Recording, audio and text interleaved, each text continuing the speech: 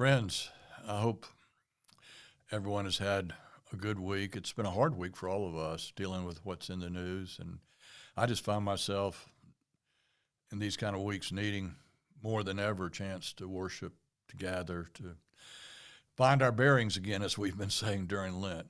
This week we will have communion.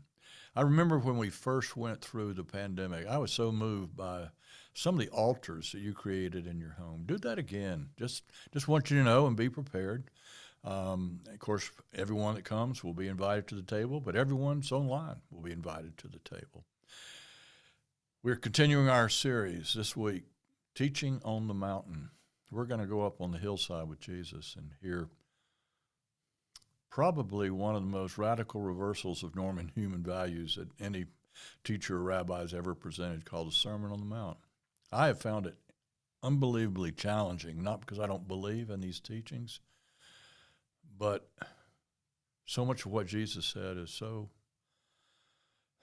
out of the norm, just kind of breaks the mold that we seem to follow into, that I hope you'll come and be with us and we'll move through this together.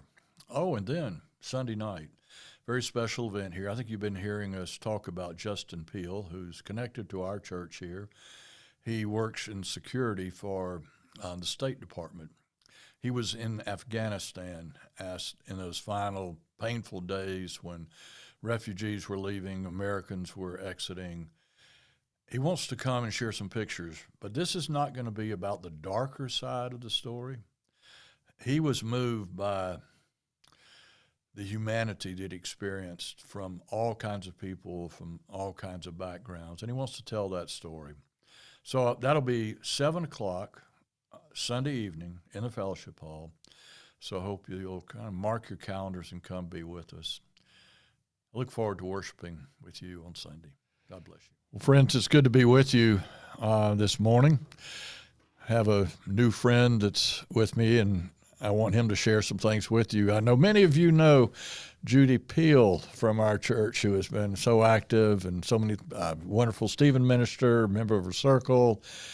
And as y'all know, in the last few weeks, we have been really intertwined in a wonderful way with the Circle of Welcome program. And we have 2 new friends that we're part of sponsoring, but now that circle is even widening as they're making friends here.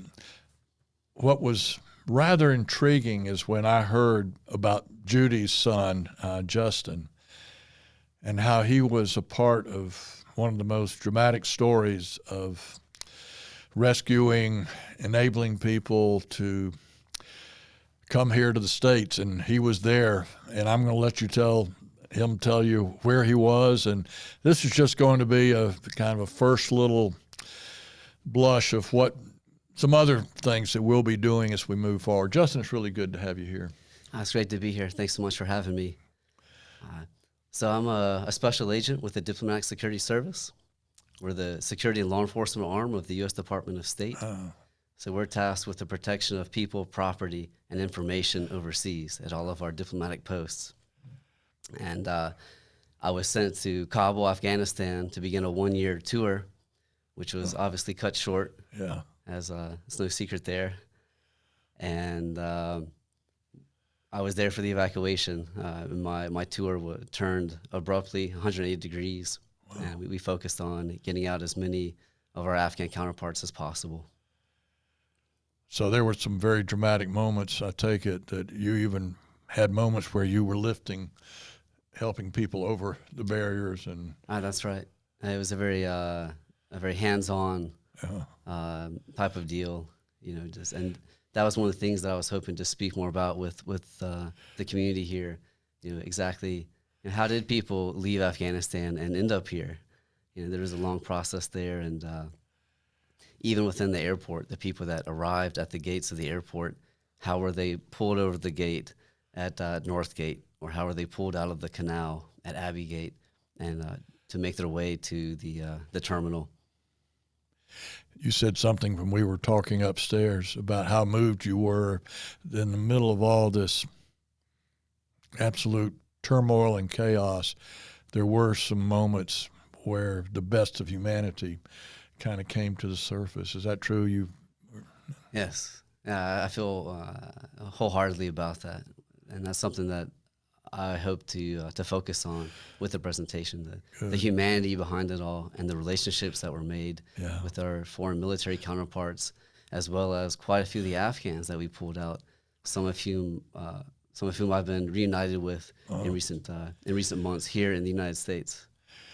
Well, one thing we hope to do, and Justin's been very generous and talk about coming back, and he might even be sharing with some of our Sunday school classes over the next month, but then having a special program perhaps on a Sunday evening, and everyone be invited, not just from our church but the community, and he'll have some pictures and can tell more of the story. And I've enjoyed this beginning of our friendship today, and I look forward to us having some good moments together. Thank you so much. Thank you. I look forward to it as well.